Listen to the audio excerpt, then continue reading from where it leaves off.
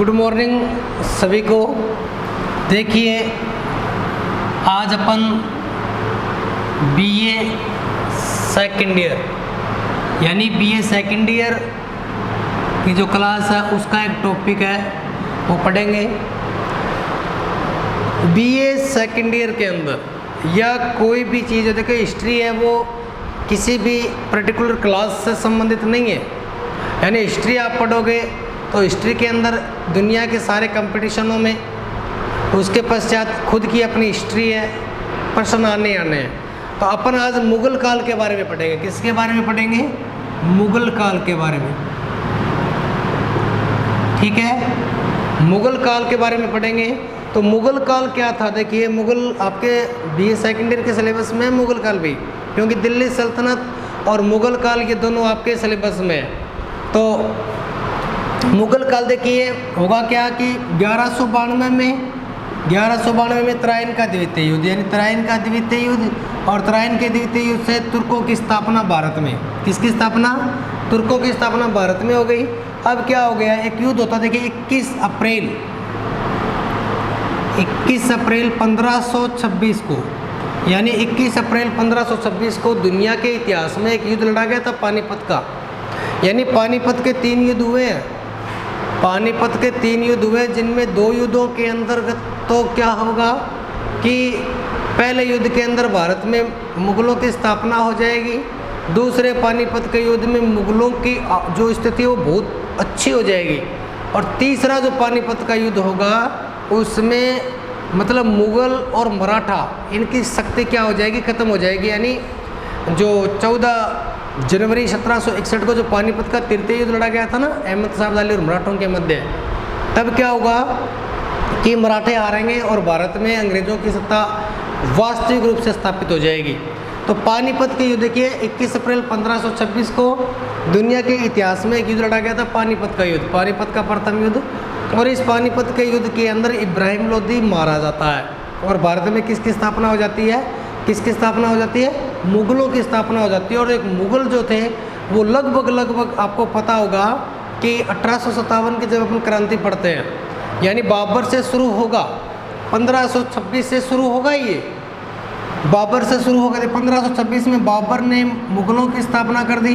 बाबर के बाद इनका शासक आएगा हुमायूं, हुमायूं के बाद अकबर, अकबर के बाद जहांगीर, जहांगीर के बाद शाहजहाँ, शाहजहाँ के बाद औरंगजेब, औरंगजेब के बाद जो ये बहादुर शाह प्रथम, शाह आलम, फर्रुखशियार, जहादर शाह, ये शासक चलते जाएंगे। तकरीबन 19 शासक हैं। और अंतिम जो शासक है वो कौन है? कौन है? बहादुर शाह सेकंड। और उसकी मृत्यु कब होगी? 1859 में, 1857 की क्रांति के समय। आपने पढ़ा होगा कि जब अपन 1857 की क्रांति पढ़ते हैं तो क्रांति का जो अध्यक्ष नेता जो बनाया गया था वो किसको बनाया गया था? बहादुर शाह जफर को ही तो बनाया गया था। उस समय उसकी एज 82 साल की थी। और वो कहता है ना कि एज जफर तो कितना बदनसीब है, तुझे 2 गज की जमी भी नसीब नहीं हुई तेरे कुएं यार में।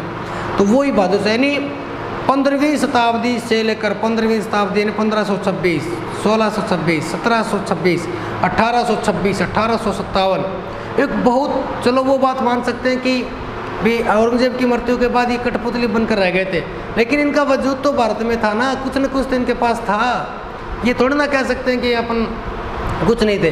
भी यहाँ तक भी अंग्रेज भी मानते थे, भी अंग्रेजों ने बहुत बुरा बर्ताव किया विचारों के साथ, लेकिन थे तो बादशाह ना अपने आप में वंशज तो इन्हीं के थे। तब क्या हुआ कि एक लंबे समय, अब इनकी पृष्ठभूमि देखिए, अपन पहले बाबर को लेके आते हैं। बाबर के बाद देखिए बाबर, ये जो मुगल शब्द है ना, ये लैटिन भाषा के मोम शब्द से बना है।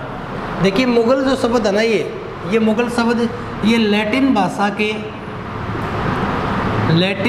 के मोंग शब्द से बना है। किस शब्द से बना है? मोंग शब्द से बना है, जिसका अर्थ होता है बहादुर। क्या होता है? बहादुर। ठीक है, कि क्या होता है? बहादुर। और इनका जो संबंध है ना वो मंगोलों से माना जाता है। किससे माना जाता है?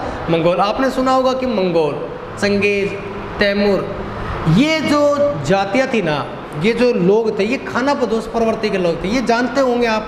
कई बार अपन वर्तमान में तो ये साइबर जो हमारा सिस्टम है मीडिया वाला, इसमें अनेकों टाइप के नाम सुनते हैं अपन, कभी तैमूर के बारे में, कभी चंगेज का के बारे में, कभी मंगोलों के बारे में। तो ये क्या होता था कि ये जातियाँ होती थी, और इनका एक पर्टिकुलर क्षेत्र होता था। जैसे ये पश्चिम की साइड के थे भारत में, यानी भारत आपने सुना होगी भारत की सीमांत नीति हमेशा से कमज़ोर रही थी और वर्तमान में भी कमज़ोर है। सीमांत नीति जानते हो ना, क्वेश्चन हिस्ट्री में बहुत बार क्वेश्चन आता है, यूपीएससी में बहुत बार प्रश्न आ चुका है कि भारत की सीमांत नीति अतीत में भी खराब थी और वर्तमान में भी खराब है। तो इस प्रकार क्या था कि ये लोग भारत में आते और भारत में आते भारत से अनेकों प्रकार की धन संपदा लूट कर वापस अपने क्षेत्र में चले जाते। ठंडे प्रदेशों को लोग थे, इनको राज करने से कोई मतलब नहीं था, आते लूटपाट करते और लूटपाट करके अपना जो सामान है वो लेकर भाग जाते, फिर वापस आ जाते। और तैमूर है, चंगेज़ है, ये तो भारत के ऊपर बहुत बार आक्रमण किया था इन लोगों ने। मोहम्मद गजनवी है, नादिर शाह है, अहमद शाह अब्दाली है, इन लोगों ने क्या किया, जो भारत के भी सोने की चिड़िया कहलाता था उसके पंख तक निचोड़ के लेके चले गए। ये भारत के अंदर कुछ भी नहीं छोड़ा इन लोगों ने, ठीक है। लेकिन फिर भी 100 में से 90 में ईमान, मेरा भारत देश मान, कुछ नहीं भी हुआ हमारा। आज भी हम समृद्धशाली हैं, सब कुछ है भारत के पास, डरने की ज़रूरत नहीं है। लेकिन दिक्कत आई इन लोगों के समय, यानी मुग़ल भारत में क्यों आए। देखिए हमारी कुछ न कुछ कमज़ोरियाँ रही थी, उस समय भी हमारी कमज़ोरियाँ रही थी कि ये लोग भारत में आए, और आज भी हमारी कमज़ोरियाँ हैं कि अनेकों दिन भारत में घुसपैठी आते हैं। देखिए क्या हुआ, लैटिन भाषा के मोंग शब्द से बना है जिसका अर्थ क्या होता है, बहादुर। अब देखिए क्या होता है कि मुग़ल वंश की स्थापना बाबर ने की थी। किसने की थी, बाबर ने। और बाबर का जो जन्म है ना वो 14 फरवरी, कब, 14 फरवरी 1483, ठीक है। यानी मुग़ल शब्द मोंग शब्द से बना है जिसका अर्थ होता है बहादुर।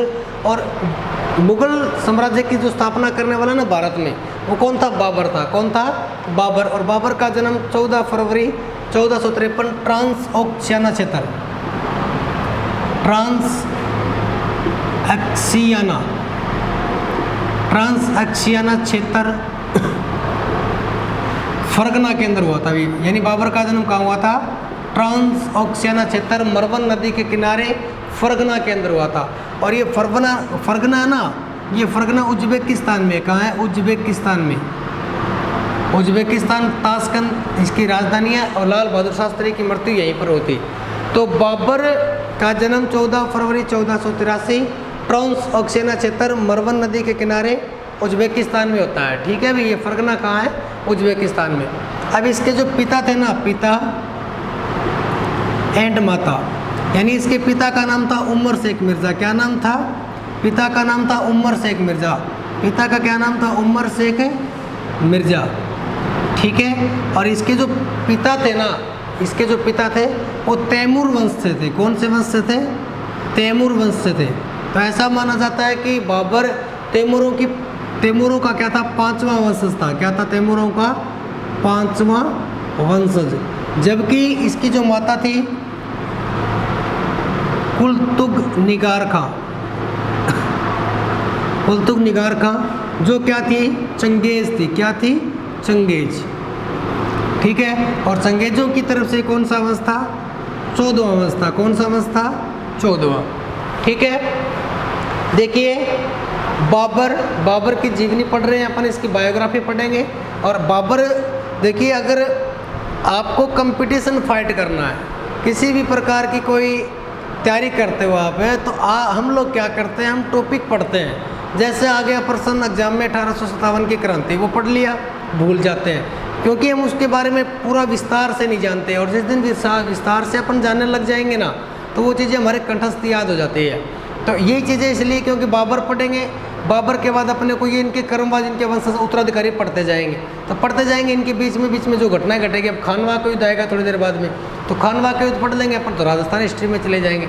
फिर पानीपत का प्रथम युद्ध होगा तो अपन दिल्ली सल्तनत के साथ इनको लड़वा देंगे। तो सारे के सारे युद्ध, सारी की सारी डेटें अपने आप याद होती चली जाएगी। तो बाबर का जन्म ट्रांस ओक्शियाना शहर, ये जो क्षेत्र है मरवन नदी के किनारे फरगना के अंदर हुआ था। और ये फरगना आपसे पूछे वर्तमान में तो कहाँ है, उज्बेकिस्तान में। पिता है ना, पिता, इसके पिता का नाम उमर शेख मिर्ज़ा था। और उमर शेख मिर्ज़ा जो थे वो तैमूर था, यानी ये इसके पिता का जो वंश था वो कौन सा था, तैमूर था। जैसे आज वर्तमान में होता है ना, कोई सिख होता है, कोई सरदार होता है, कोई जाट होता है, उसी प्रकार से क्या था, तैमूर था। और तैमूरों की तरफ से कौन सा वंशज, 5वां वंशज। और इसकी माता जो थी वो कुलतुग निगार खां, वो क्या थी, चंगेज थी। क्या थी, चंगेज। और चंगेजों की तरफ से कौन सा वंशज था इनका, 14वां वंशज। कौन सा, 14वां। ठीक है भाई। अब इसका जो पिता था वो कहाँ का शासक था, फरगना का शासक था। यानी उमर शेख मिर्जा कहाँ का शासक था, फरगना का शासक था। ठीक है, यानी उमर शेख मिर्जा कहाँ का शासक था, फरगना का शासक था। अब इसका एक भाई था अहमद शेख मिर्जा। ठीक है भाई, यहाँ लिख देता हूँ। इसका एक भाई था, यानी उमर शेख मिर्जा का भाई अहमद शेख मिर्जा। मिर्जा इनकी उपाधि थी। ठीक है, और एक इसका साला था मोहम्मद का। मोहम्मद का। ये अहमद शेख मिर्जा जो था ना, वो कहाँ का, समरकंद का शासक था। कहाँ का शासक था, समरकंद का। यानी अहमद शेख मिर्जा समरकंद का शासक था। ठीक है, और ये समरकंद जो था ना, ये क्या था, मतलब जो तैमूर होते थे उनकी समरकंद व बुखारा का, जबकि इसका जो साला था वो ताशकंद का शासक था। एक बार देखिए आप कि जो उमर शेख मिर्जा था ना, उमर शेख मिर्जा वो कहाँ का शासक है, फरगना का शासक। ठीक, इसका भाई अहमद शेख मिर्जा समरकंद व बुखारा का शासक। और इसका जो साला था ना, इसका साला अहमद शेख मिर्जा का, वो कहाँ का शासक था, ताशकंद का। अब प्राचीन समय में आपको पता होगा कि लड़ाइयाँ जो लड़ी जाती थी वो इसी वजह से लड़ी जाती थी प्राचीन समय में। यानी प्राचीन समय में जो लड़ाइयाँ लड़ी जाती थी वो सिंहासन प्राप्त करने के लिए लड़ी जाती थी। और कौन सा सिंहासन प्राप्त करना, जो वर्चस्व फूल हो। जैसे उनको कोई क्षेत्र जीतना होता था तो प्राचीन समय में राजा उस क्षेत्र को जीतते जिसका प्रभुत्व ज़्यादा हो, जिसका वर्चस्व ज़्यादा हो, और उस क्षेत्र पर कब्जा करने से लोग उसकी हुकूमत से डरे, उस क्षेत्र पर आक्रमण करना चाहते थे वो लोग। जैसे बाबर के लिए खानवा का युद्ध जीतना बहुत जरूरी था, राणा सांगा को जीतना, क्योंकि बाबर को पता था कि जिस दिन तू राणा सांगा को जीत लेगा ना, उस दिन ये सारे के सारे जो राजपूत है वो तेरी दीनता स्वीकार कर लेंगे ऑटोमेटिक, क्योंकि राणा सांगा से बड़ा राजस्थान में कोई वीर प्रतापी राजा नहीं है। तो उसके लिए उसकी इज्जत का सवाल हुआ कि नहीं हुआ, अब वो किससे लड़ेगा कि नहीं लड़ेगा, लड़ना पड़ेगा उसको। अब लड़ेगा तब इसकी होगी ना इज्जत। तो देखिए क्या हुआ कि उमर अहमद शेख मिर्जा और मोहम्मद, ठीक है, ये दोनों क्या कर रहे थे, अपना अपना क्षेत्र बढ़ा रहे थे। ये समरकंद है ना, समरकंद, ये तैमूर की राजधानी हुआ करते थे। किसकी राजधानी हुआ करती थी, तैमूर की। देखिए उमर शेख मिर्जा जिसका भाई अहमद शेख मिर्जा, जो कि दोनों ही बढ़िया क्षेत्र थे, समरकंद और बुखारा। ठीक है तो ये समरकंद का शासक था, बुखारा का शासक था, जो किसकी राजधानी हुआ करते थे, तैमूर की राजधानी हुआ करते थे। अब उमर शेख मिर्जा की एक बड़ी समस्या थी और वो समरकंद से बहुत ज़्यादा प्रेम करता था। वो चाहता था कि मैं समरकंद को प्राप्त करूं। अब समरकंद को प्राप्त करेगा, दोनों भाइयों में क्या होगी, लड़ाइयाँ होगी, ईर्ष्या होगी दोनों भाइयों में। लेकिन ये लड़े नहीं। क्यों नहीं लड़े, क्योंकि अहमद शेख मिर्जा और मोहम्मद का, ये दोनों साला जीजा थे। इसका जो ससुर था, यानी इसका पापा, उसका क्या नाम था, यूनुस खां। क्या नाम था, यूनुस खां। यूनुस खां कौन था, यानी अहमद शेख मिर्जा का तो ये ससुर हो गया, और मोहम्मद खां का क्या हो गया, पिता हो गया। ठीक है ना, समझ में आ रही ना आप लोगों को। तो अहमद शेख मिर्जा, अब जब तक यूनुस खां जीवित रहा, यानी इसका ससुर जीवित रहा अहमद शेख मिर्जा, तब तक कोई दिक्कत नहीं हुई, तब तक कोई लड़ाइयाँ नहीं लड़ी गई। लेकिन बाद में क्या होता है कि जैसे यूनुस खां की मृत्यु होती है तो इन दोनों के मध्य क्या हो जाता है, टकराव हो जाता है। क्या हो जाता है, टकराव हो जाता है। और टकराव होने के कारण क्या होता है कि दोनों में परस्पर लड़ाइयाँ शुरू हो जाती है। लेकिन संयोग बस बताते हैं कि एक बार उमर शेख मिर्जा छत के ऊपर कबूतरों को दाना डाल रहे थे। कबूतरों को क्या डाल रहे थे, दाना डाल रहे थे, और पैर फिसलने से छत से गिर गए और इनकी वहीं पर क्या हो जाती है, मृत्यु हो जाती है। और बताते हैं कि बहुत ही एक छोटे से समय में, मात्र 11 वर्ष की आयु में बाबर से, यानी बाबर के सर से पिता का साया वो उठ जाता है। यानी एक ऐसी जो उसके पिता रूपी जो उसका जो था, जो कि उसको समरकंद जीतने वाला था, लेकिन उसी समय इसकी क्या हो जाती है, मृत्यु हो जाती है। अब क्या हुआ कि इसकी बाबर की दादी थी एहसान दौलत। बाबर की जो दादी थी वो थी एहसान दौलत। बाबर की दादी का नाम था एहसान दौलत, वो चाहते थे कि किसी भी प्रकार की कोई लड़ाई न हो, क्योंकि उसको पता था कि अहमद शेख मिर्ज़ा फरगना के ऊपर क्या कर लेगा, अधिकार कर लेगा। ठीक, क्योंकि वो 11 साल का था और उमर शेख मिर्ज़ा मर गया था। तब क्या हुआ कि किसी भी प्रकार की कोई लड़ाई झगड़ा ना हो, किसी भी प्रकार की कोई दिक्कत ना हो, इसीलिए मात्र 11 वर्ष की आयु में, कितने वर्ष की आयु में, मात्र 11 वर्ष की आयु के अंतर, ठीक है, और फरगना का शासक बन जाता है कौन बन जाता है, बाबर बन जाता है। ठीक है, अब क्या हुआ कि बाबर ने अपने चाचा को बोला, अहमद शेख मिर्ज़ा को, कि वो मेरी अधीनता स्वीकार कर ले। यानी कुछ समय पश्चात उसने कहा कि मेरी अधीनता स्वीकार कर ले, लेकिन उसने अधीनता स्वीकार करने से मना कर दिया। लेकिन थोड़े दिन बाद में बाबर ने समरकंद की चढ़ाई कर दी, इस समरकंद को जीतना चाहा, और बताते हैं कि इसने समरकंद को जीत लिया। लेकिन जीतने का जो स्वाद है वो कम समय तक रहा। बाद में बताते हैं कि दोबारा इसके ऊपर जो है वो अहमद शेख मिर्ज़ा क्या कर लेता है, अधिकार कर लेता है। और समय ऐसा हुआ कि धीरे धीरे बाबर से जो सारे के सारे क्षेत्र थे वो सारे क्या कर दिए गए, जीत लिए गए। बाबर के पास अब एक खोजंद नाम का एक छोटा सा क्षेत्र था, वो राजा के रूप में, सल्तनत के रूप में वही बचा। खोजंद की पहाड़ियाँ, एक छोटा सा क्षेत्र हुआ था, वही इसके पास बचा था। तब बताते हैं कि इसका एक सेनापति था, वो नदी के उस दो पार एक औरत थी, उससे मिलने के लिए गए। जब बाबर उससे मिलने के लिए जाता है तो वो जो औरत थी वो तैमूर के साथ, बताते हैं कि भारत गई थी। तो तैमूर ने जब भारत को लूटा था तो वो उसके साथ गई थी। तो उस औरत ने बाबर को बताया कि तब जब तू भारत की ओर जाएगा तब तुझे जो वो चीज़ मिलेगी जो यहाँ नहीं मिली। वो उसका आंखों देखा हाल बताती है कि वहाँ के जो लोग हैं, वहाँ की जो धन संपदा है वो बहुत अच्छी है, वहाँ उसको जीत। तो बाबर के मन में एक बड़ी इच्छा जागृत होती है कि मैं मेरी सेना लेकर जल्दी से जल्दी कहाँ जाऊँ, भारत को विजित करूँ, भारत को जीतूँ।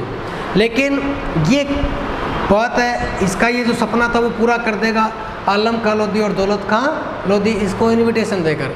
ठीक है, अब इसके पश्चात बाबर ने क्या किया, यानी बाबर के पास अब क्षेत्र के रूप में एक खोजंद का क्षेत्र था और कोई नहीं है, यहाँ तक कि फरगना भी उसके हाथ से निकल गया था। ठीक है, अब बाबर एक सेना को संगठित करेगा और उसके बाद ये कहाँ किसके ऊपर अटैक करेगा, काबुल के ऊपर। कहाँ पर, काबुल के ऊपर। ठीक है भाई, देखिए सबसे पहले बाबर ने अपनी सैनिक शक्ति को बढ़ाते हुए काबुल के ऊपर अधिकार किया। किसके ऊपर, काबुल पे। पहला इसका जो अधिकार था वो है काबुल। यह काबुल है ना, अफगानिस्तान की राजधानी है भाई। काबुल के ऊपर अधिकार करता है और काबुल को जीतने के पश्चात बाबर जो बड़ा उत्साहित होता है, बड़ी मतलब ऐसी फरियाद करता है कि जैसे अल्लाह ने उसकी सारी की सारी फरियाद सुन ली हो। ठीक है, अब यहाँ पर 1504 में काबुल पर अधिकार करता है और 1507 में, यानी 1504 में इसके ऊपर अधिकार कर लेता है। और 1507 के अंदर बताया जाता है कि बाबर ने अपनी पुरखों की जो उपाधि होती थी, मिर्ज़ा की उपाधि, यानी ये मिर्ज़ा इनकी उपाधि होती थी, जो पुरखों की जो उपाधि होती थी मिर्ज़ा की उपाधि, इसको त्याग कर एक कौन सी उपाधि ले लेता है, बादशाह। कौन सी, बादशाह की उपाधि धारण करता है। और इनके बाद इनके जो वंशज थे वो कौन सी उपाधि ली, बादशाह की उपाधि ली। काबुल के युद्ध में, यानी काबुल की विजय के पश्चात अब जो बाबर था वो काबुल की जनता से बहुत प्रेम करने लग गया था। उसने यहाँ पर चांदी के सिक्के भी बंटवाए थे। किसके सिक्के बंटवाए थे, चांदी के सिक्के बंटवाए थे। और यहाँ पर उसने कलंदर की उपाधि भी धारण की थी, यानी इसलिए यहीं पर काबुल को कलंदर की उपाधि ये लोगों के द्वारा दी गई थी, यानी कलंदर की उपाधि काबुल के लोगों ने दी थी इसको। यानी 1504 में काबुल विजित करता है, 1507 में मिर्ज़ा की उपाधि त्याग देगा और कौन सी उपाधि ले लेगा, बादशाह की।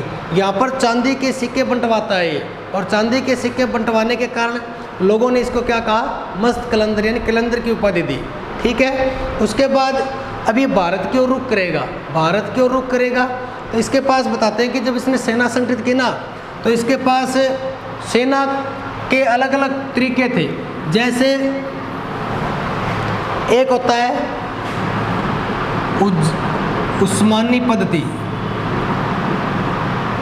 दूसरा था तुलुगमा पद्धति। ठीक है, नंबर तलवारबाजी, तलवारबाजी ईरानियों से सीखी, ईरानियों से, ये उज़्बेकों से,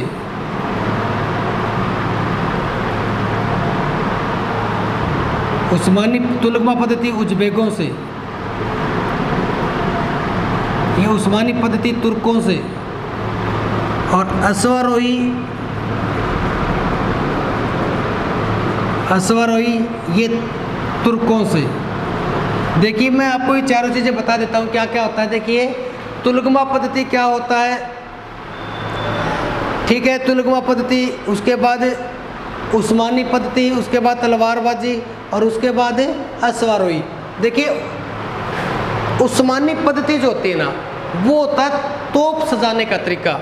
देखिए बाबर एक छोटा सा शासक फरगना का, और फरगना भी निकल गया एक तरफ से, फरगना भी नहीं बचा था बेचारे के पास, लेकिन फिर भी वो क्या करता है, जैसे भारत जैसे देश को जीतता है, कुछ न कुछ तो बंदे में कलाकारी थी ना, कलाकारी थी, दिमाग का यूज़ करता था। भारत वाले क्या करते हैं, हमारे जो राजा होते थे वो युद्ध के मैदान में मर जाते हैं लेकिन अपनी पीठ दिखाकर भागते नहीं। अब आपने अलाउद्दीन खिलजी को सुना होगा, अलाउद्दीन खिलजी क्या करता, कभी पीने के पानी में कुछ मिला देता, कभी कुछ कर देता, कभी कुछ छल कपट का सहारा लेता था। लेकिन हमारे भारतीयों के अंदर ये चीज़ें छल कपट वाली नहीं थी। तब क्या हुआ, उस्मानी पद्धति होती है तोप सजाने का तरीका, यानी तोप किस प्रकार से सजाई जाए कि एक तोप चले तो बारूद भी कम जले और लोग ज़्यादा मरे। ठीक है, तो तुर्कों से सीख ली इसने। इसके पास एक मुस्तफ़ा नाम का एक व्यक्ति था जो कि तोप चलाने में माहिर था, और वो आएगा पानीपत के युद्ध में, खानवा के युद्ध में। मुस्तफ़ा नाम का एक व्यक्ति था, वो इसके पास आएगा, और वो बहुत होशियार था ये चलाने में, तोप चलाने में। और तोप का आपको पता है कि तोप आए भारत में तो पहले तोप बारूद थे ही नहीं, यही लेके आएगा खानवा के युद्ध में पहली बार जो तोप है वो लेके आएगा। पानीपत के युद्ध के मैदान में भी ये तोपों का प्रयोग करेगा, बारूद का प्रयोग, तो भारत में पहली बार बारूद ये लेके आएगा। अब बारूद के आगे आपको पता है ये लोग तलवारों से लड़ते थे, हाथियों से लड़ते थे। अब एक तो हाथियों से लड़ना, तलवारों से लड़ना, और एक लोग खड़ा खड़ा दूर से ही मार देगा इनको बंदूकों से। तो कुछ ना कुछ तो अलग टैलेंट लेके आया ना, अलग लेके आया, तो भारत के ऊपर राज करना स्वाभाविक सी बात है, करेगा ना। तो देखिए उस्मानी पद्धति होती है तोपों को सजाने, इन तोप किस प्रकार से सजाई जाए, तोपों को सजाने का तरीका। अब तुलगमा पद्धति होती है ना, ये सेना सजाने का तरीका होता है। क्या सजाने का, सेना। किस प्रकार से, जैसे सपोज करिए प्राचीन समय में क्या होता था कि राजा, जैसे हमारे राजा हो गए, वो क्या करते, इस प्रकार से सारे के सारे खड़े हो जाते, सारे के सारे खड़े हो गए तो क्या करते, लड़ते रहते आपस में, पता ही नहीं चलता कौन किसको मार रहा है, क्योंकि वो कपड़े ही ऐसे पहन लेते, ऊपर मुखोटा पहन लेते, अब पता तो चलता नहीं कौन किसको मार रहा है। जो तुर्क थे उन्होंने इसी चीज़ का तो फ़ायदा उठाया। वो क्या करते, उनके जैसे जो राजपूती राजा होते थे उनकी जैसी ड्रेस पहनकर उन्हीं में घुस जाते, उनको दास जो होते थे उनको भेज देते। अब एक दास मरेगा कम से कम तो वो उनको मारेंगे नहीं, और वो धीरे धीरे पीछे से उनको वार करता रहता। ठीक है ना, ये चीज़ काम आई कि नहीं आई उन लोगों के, तुर्कों के। लेकिन भारतीयों को, हमारे वालों को इस चीज़ की दिक्कत थी, वो पोशाक पहनना और पहनना। ठीक है ना।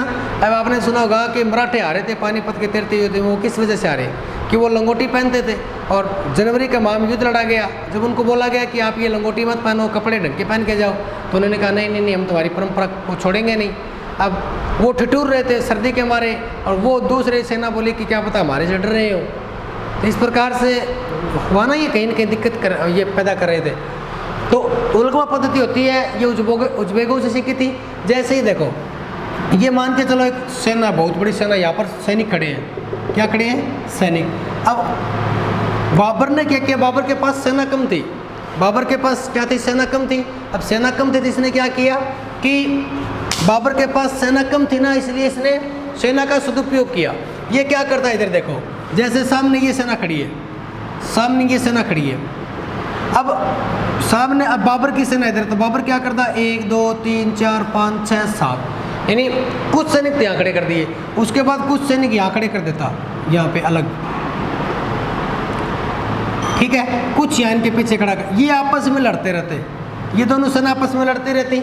ये क्या करते सैनिक, ये जो साइड वाले, ये क्या करते, भागकर 5-10 को मारते और वापस अपनी जगह आकर खड़े हो जाते। इधर से ये इधर से आते, क्योंकि ये तो लड़ रहे होते, ये आते पीछे से, इनको मारते और वापस जाकर खड़े हो जाते हैं। दूसरी सेना को आभास ही नहीं होता कि भाई ये कुछ कर भी रहे हैं क्या। ठीक है, तो ये होती थी तुलगमा पद्धति, जो सेना सजाने का तरीका होता था। उसके बाद तलवारबाजी जो कहाँ से सीखी थी? ईरानियों से। यानी तलवार चलाना प्राचीन समय में जो लड़ाइयाँ लड़ी जाती थी वो भालों से लड़ी जाती थी, फेंक कर लड़ी जाती थी। अब भाला फेंका इतना महंगा आता था, भाला लोहे का बनता था, अब फेंक दिया, राजा हट गया, कोई सैनिक पीछे हट गया तो वो तो भाला खराब हो गया ना। लेकिन इन्होंने तलवार चलानी सीख ली, जो इसके सैनिक थे उन्होंने तलवार चलानी सीख रखी थी। अब तलवार तो हाथ में रहती है, इधर बच गया तो इधर से मार दो, कहीं से मार दो, उसको मारना है, सीख ली। उसके बाद इन्होंने अस्वारोही, क्या चीज़ है? अस्वारोही। अस्वारोही जो मतलब हाथियों से युद्ध लड़ा जाता था, ये क्या करते? अपने साथ घोड़े लेके आए। क्या लेके आए? घोड़े लेके आए। और घोड़ों से क्या करते? अंदर जाते सेना के अंदर, 5-10 को मारा और वापस अपने जगह कर खड़े हो जाते। ठीक है। इसके बाद इसके युद्धों का वर्णन और भारत में इसकी एंट्री अपन करेंगे नेक्स्ट वीडियो में। तो कोई दिक्कत हो तो आप मुझे कमेंट बॉक्स में बता देना, बाकी पढ़ लेंगे अपन नेक्स्ट वीडियो में। इसी के साथ धन्यवाद।